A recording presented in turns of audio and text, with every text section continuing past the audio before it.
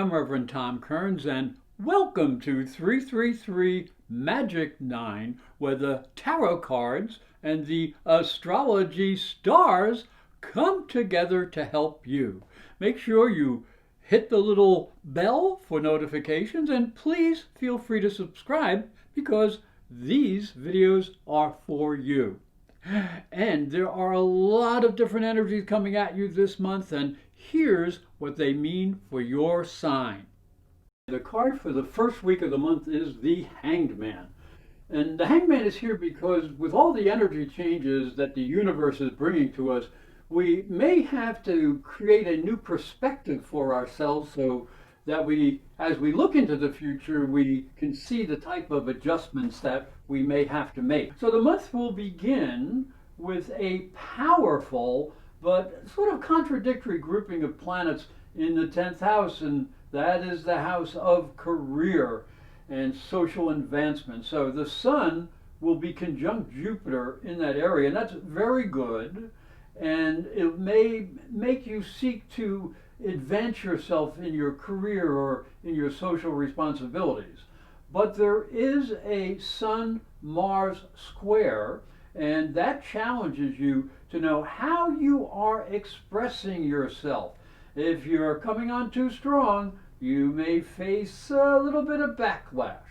Now, Mercury is also retrograde and warns you to watch what you say, especially in the career area.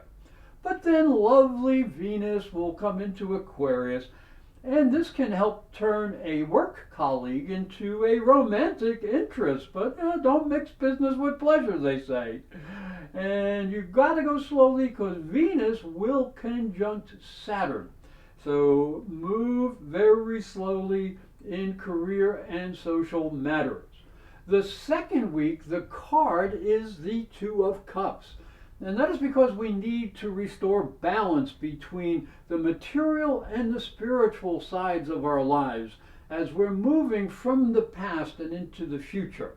So the second week begins with the Sun here conjunct Mercury, but Mercury is retrograde.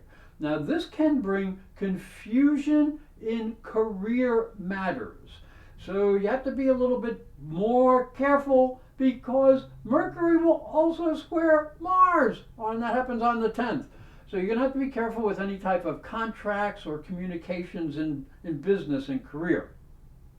Now on the 11th, the very next day, Jupiter will conjunct Venus. That's that nice little grouping there. Jupiter is the greater fortune, Venus is the lesser fortune. So that energy can bring a stroke of good luck. It may also bring some opportunities in your career. And you're going to have to be just a little bit careful on Saturday because you're going to have Mars sextile Neptune. Now, that's not a bad thing, but it does suggest you might need to recharge your spiritual batteries and your spiritual energy. So if you need to do that, take some time, but this is also a very creative aspect, and you can use that energy creatively. The card for the third week is the Tower. Now, the world around us is changing very quickly, and we must be able to move with the new energy because it will be manifesting in the world, and if we can't make changes, then we're going to be in trouble. Now, this week begins as there is a Mercury conjunction with Jupiter.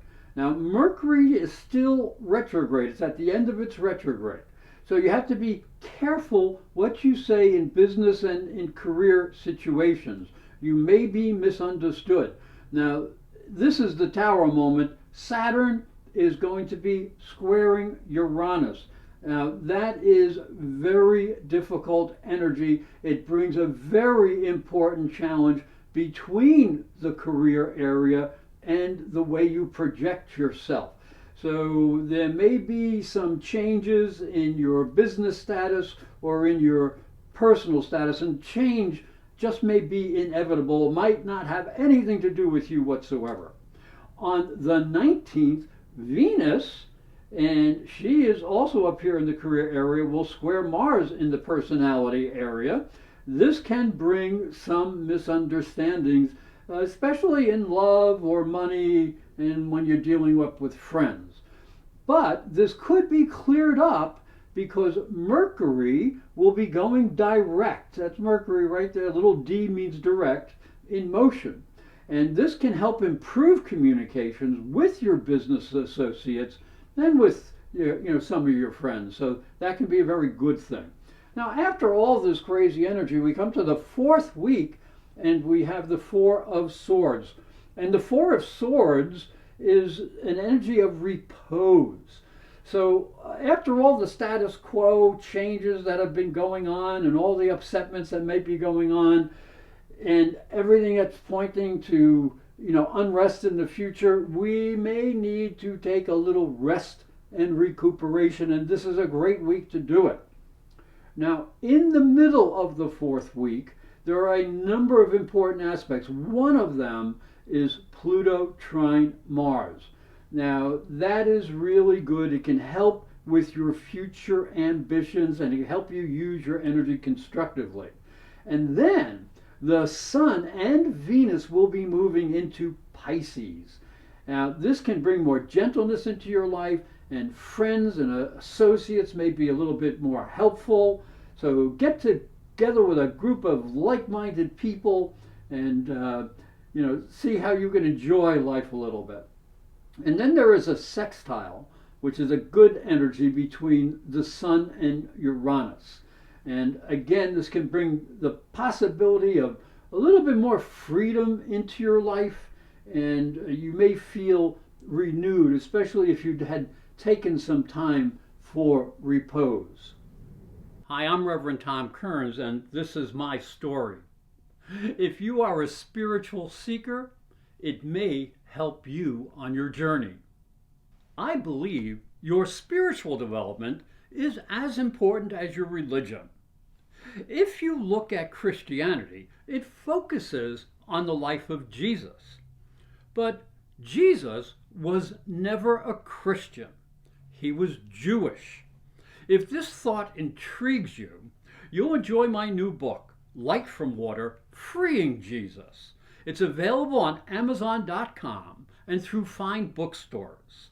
And it may help you on your spiritual journey. I'd like to thank you for watching and thank you for listening. Remember to subscribe because these videos are free and hit the little bell for notifications. And for a special offer, visit my website, internetpsychicreadings.com.